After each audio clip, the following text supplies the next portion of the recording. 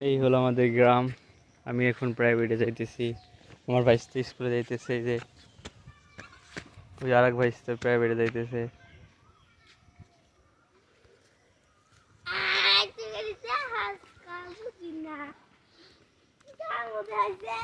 এই যে হলো আমি।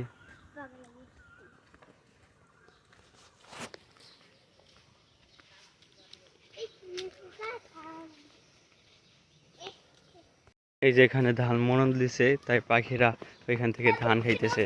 ধান পড়ছে এখানে অনেক, সেই ধান খাইতেছে। এই দেখেন কত সুন্দর পাখি।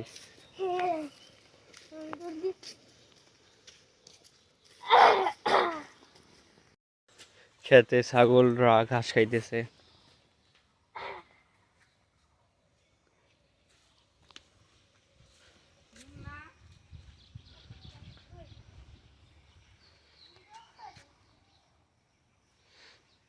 ঘাস খাওয়ার জন্য গরু ছাগল খেতে বেঁধে দিয়েছে।